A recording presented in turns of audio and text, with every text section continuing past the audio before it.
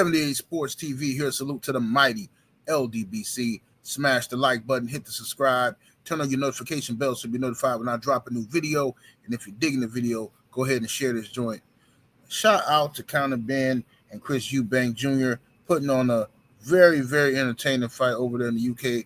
I would say one of the best fight of the year so far. Now, evenly matched guys, in my opinion, for their skill level, evenly matched fight. You know what I'm saying? A lot of mistakes made in the fight, a lot of improvement. Could have, both guys could have done so many things better, but it was a very good, entertaining fight.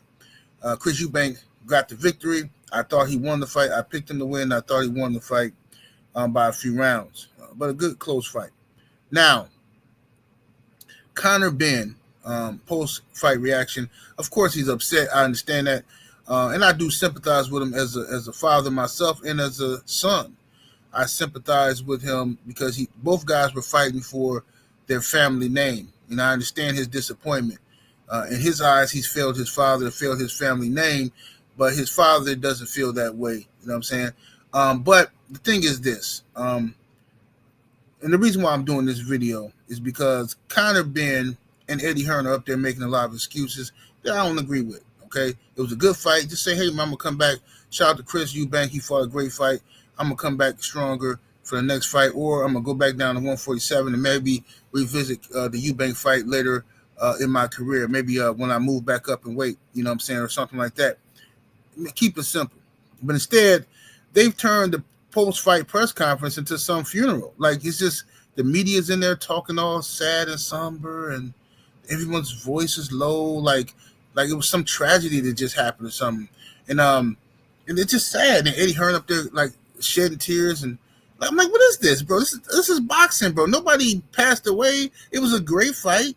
You know, you just lost, man. It wasn't it's not like you know what I'm saying, something crazy happened in the fight. You know, the first time y'all was about to fight, you got caught with them eggs in your system, right? Right? Well, you know, juice. You got caught with the juice in your system, but then you blamed it on eggs, right? And that's why Chris Eubank slapped you with them eggs in at the first press conference for the fight. You know what I mean? And it was a good build-up, good hype. Shout out to Chris Eubank Sr. for pulling up to the fight at the last minute to support his son. Salute to Chris Eubank Sr. For a minute there, I thought he wasn't going to come, and I was hoping that he would, but, you know, that was big of him to show up. And to be honest with you, I don't think that Chris Eubank Jr. could have had those championship rounds, could have fought through that the way he fought through it. I don't think he could have mustered up that energy and strength without the presence of his father.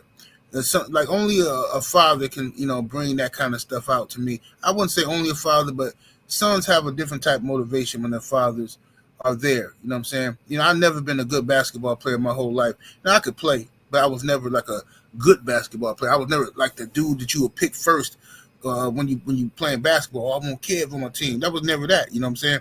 Playing football, baseball, yeah, I was always the first round draft pick. But basketball, man, I couldn't do nothing but, you know, get you in the post maybe or play some good defense. You know what I'm saying? That just wasn't my thing.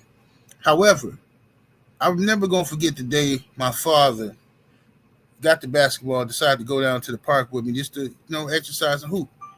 And all my friends was out there and stuff, and I don't know what happened. All I know is I was Bruce Lee where I had to glow.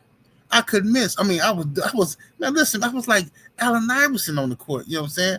Isaiah Thomas or something. I'm down there just destroying people. You know what I mean?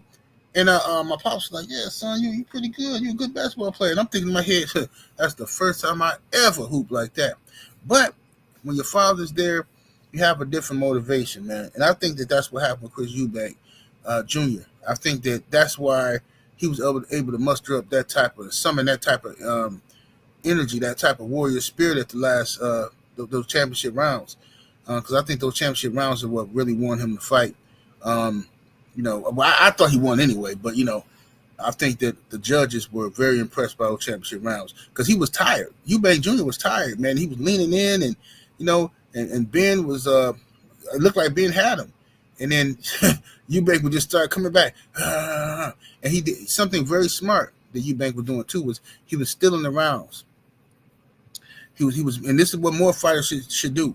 Sugar Ray Leonard was the first fighter I remember seeing doing it. I'm sure somebody probably did it before Sugar Ray, but I remember Sugar Ray Leonard used to do it in the Hagler fight, which was when you hear that click, when you hear that clicker, that it's 10 seconds left, he will unleash a fury to make sure that the judges, the last thing they remember in that round is seeing me getting off, right? And that, so Chris Eubank was looking tired and stuff, and he leaning in and Conor Benn throwing the punches, and he looked like he finna knock out Eubank.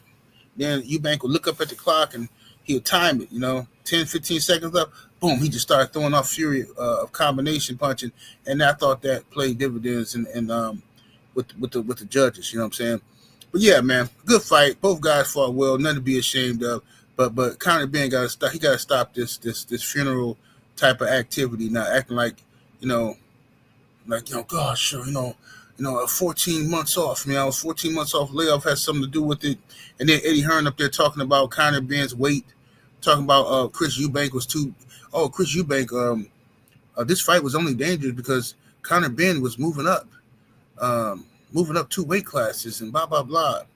And Conor Benn was the one in danger. So it's just, listen, man. At the end of the day, Eubank drained himself. We all saw it. He drained himself down to 160 to make the weight. Then y'all had a next day rehydration clause. He couldn't gain no more than 10 pounds. So listen, and Conor Benn is not that small of a dude. Conor Benn weighed in the next morning at 165 pounds the next day. Probably came into the ring much heavier than that. So, Conor Benn is a big boy. So is Chris Eubank. Eubank is naturally a few pounds bigger than him, but I think this is much to do about nothing, complaining about the weight. You know what I'm saying? But good fight. And Chris Eubank was rushed to the hospital.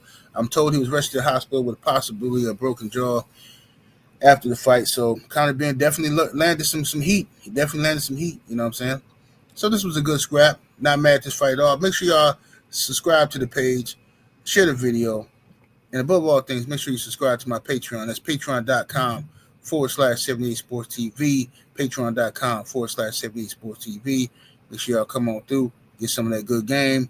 We'll be cooking every weekend. And sometimes I do videos throughout the week. But go ahead and select your tier, sign up, and it's very good grown man conversations over there. And if you're not into that and you into the American Pit Bull Terrier, go ahead and sign up to this Patreon, patreon.com/Game Dog Talk, where me and an expert panel of legendary dog men, OGs, get on there and tell stories of the past and tell you how to care for your American Pit Bull Terrier. We'll holler at y'all in a minute. We're up out of here. Deuces.